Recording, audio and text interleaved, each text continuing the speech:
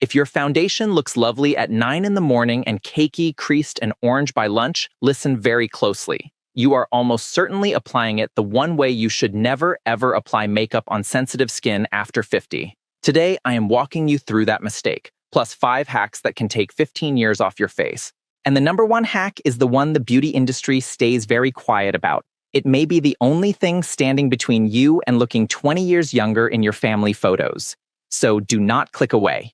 Watch until the end.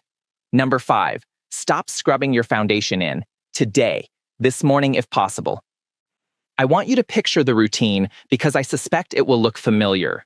A generous pump of full coverage foundation, a big, dense kabuki brush, and then round and round in fast little circles across the whole face, buffing and buffing until everything looks even.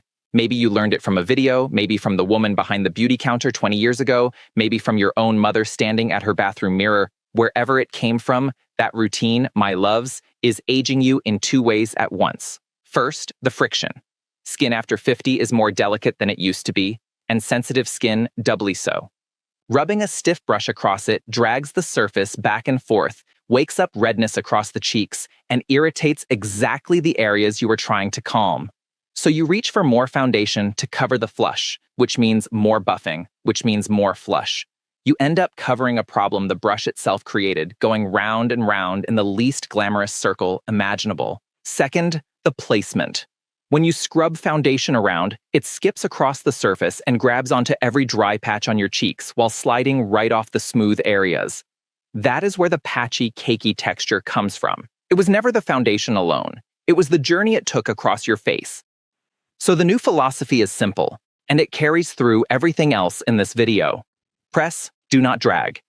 Put a small amount of foundation on the back of your hand first, like a painter's palette, and let it warm for a few seconds. Warm product melts into skin instead of sitting on top of it. Then press and pat it on with your fingertips, the way you would press in a face cream.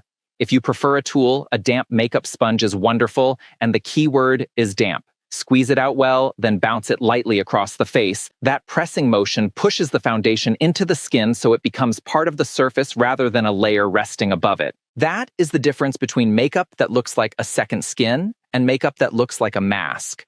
And one housekeeping note while we are on tools, because nobody enjoys this conversation. Whatever touches your face needs to be clean.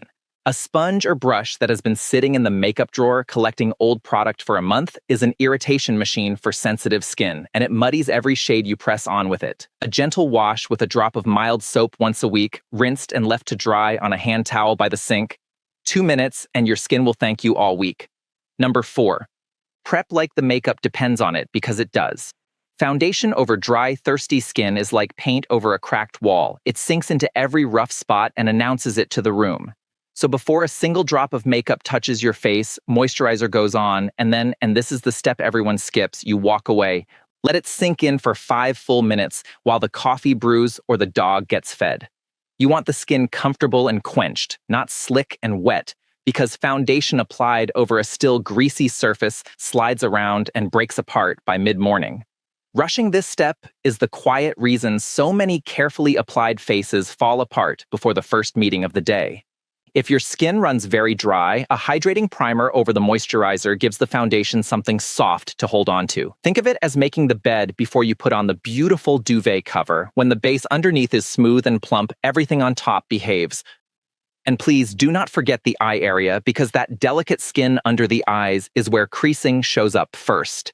A light eye cream, pressed in gently with the ring finger, your weakest finger, so you never tug at that thin skin. Give it the same sinking in time as the rest of the face. When the under eye is comfortable and hydrated, any concealer you add later sits softly instead of gathering in the fine lines by 10 in the morning. Here is the lovely side effect of all this patience. Well-prepped skin needs noticeably less foundation to look even, which matters enormously for what comes next. Number 3, thin layers and only where the skin actually asks for them. Full coverage everywhere is the fastest way to look done up in the way nobody wants. There is a moment so many women describe, catching their reflection in a shop window and seeing the makeup before they see themselves. That is what a heavy all-over layer does. So start with one thin layer at the center of the face, around the nose and the middle of the cheeks where most of us carry redness, and blend outward until it disappears to almost nothing at the edges. The edges of the face, along the hairline and jaw, rarely need coverage at all, and leaving them nearly bare is what makes the whole thing look like skin instead of product. Then stop and look, really look, in daylight near a window if you can, not just under the bathroom bulbs, because bathroom lighting flattens everything and tricks you into adding more. You will be surprised how much of your face did not need covering at all. If a stubborn spot or a bit of leftover redness peeks through, take a tiny dab of concealer on the ring finger and press it exactly there, and nowhere else. One small dot pressed and walked away from does more than a second coat across the whole cheek ever could. Thin layers move with your face when you smile and talk. Thick layers crack and crease, and every crease draws a line where there was not one before. The goal is your skin showing through. Just calmer and more even. Coverage where you need it, freedom everywhere else. If this is speaking to you, do me a small favor and hit subscribe. I share makeup for grown women here every week, and I would love to have you back at my vanity. Now, number 2, and this one costs you almost nothing. Number 2, break up with all-over powder and fall for cream. Powder is not the enemy, but powder everywhere absolutely is. A thick layer of matte powder over the whole face turns the skin flat, and flat skin reads older. Every bit of natural light bounces away, the surface goes chalky, and by noon, that powder has migrated straight into the fine lines around your eyes and mouth, and settled in like it pays rent. Many of us learned to powder the entire face because shine was treated like a scandal, but that soft, natural glow on the high points of the face is exactly what young skin does on its own. Powdering it all away erases the very thing you want to keep. So from now on, powder goes only where the face genuinely shines, which for most of us means a light pressing of a small amount through the center of the forehead, down the nose, and maybe the chin. A pressing motion with a puff or a small brush, never a big fluffy sweep. The cheeks and the area under the eyes stay powder-free, so the skin keeps that soft, dewy life to it. And while we are here, look at the rest of your makeup bag, because texture matters everywhere, not just in the foundation. Cream blush pressed high on the cheekbone, up near the temple rather than down in the middle of the cheek, gives a lifted, fresh flush that melts right into your base.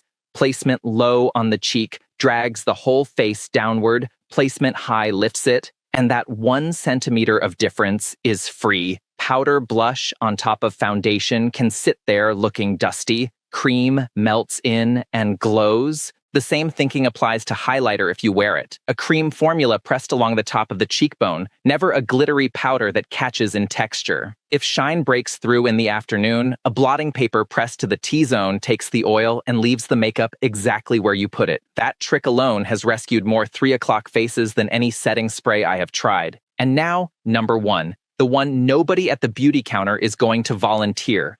The shade you are wearing is probably wrong, and the system is built that way. Think about how you chose your current foundation.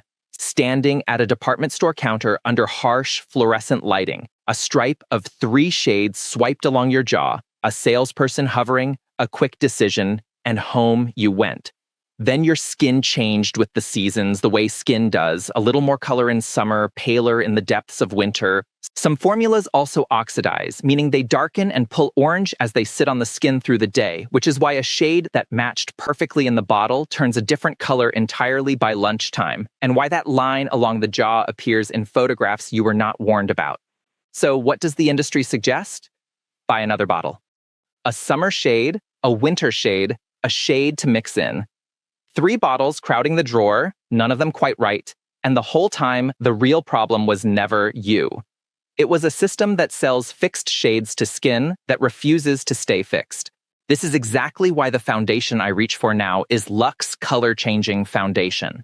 The whole idea behind it is adaptive color. It goes on and adjusts toward your skin tone, which takes the guesswork, the jawline stripe test, and the drawer full of almost right bottles out of the equation. The formula is designed with mature skin in mind, made to work with the texture you have rather than fighting it. So when you apply it the way we practice today, warmed on the hand, pressed in with fingertips, thin layers from the center out, it wears like your skin, but better.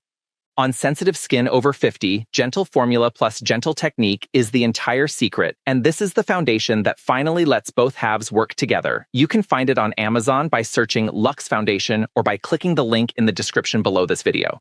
And if you comment the word secret, I will send you one more step I love for mature skin, a little trick for helping your makeup go the distance on long days. Make sure you are subscribed or I cannot reach you. So let us put the whole morning together because these 5 hacks are really one philosophy wearing 5 outfits. Moisturizer first, with those quiet 5 minutes to sink in while the kettle sings, and a touch of eye cream pressed in with the ring finger. A small amount of Luxe warmed on the back of your hand. Fingertips or a damp sponge pressing it into the center of the face, blended soft and thin toward the edges. A dab of concealer only where something peeks through. Cream blush pressed high on the cheekbones, a whisper of powder through the T-zone and not 1 inch further. Then step back from the mirror, walk to the window, and look at yourself in honest daylight. Skin that looks like skin. Color that stays true from breakfast to dinner. Nothing sitting in the lines, nothing cakey on the cheeks, nothing to check nervously in the car mirror at noon. Your face has carried you through every chapter so far. It deserves makeup that treats it kindly. Press, never drag, keep it thin, keep it dewy, and let the foundation do the adapting instead of you. I will see you at the next video, my loves. Until then, be good to that beautiful face.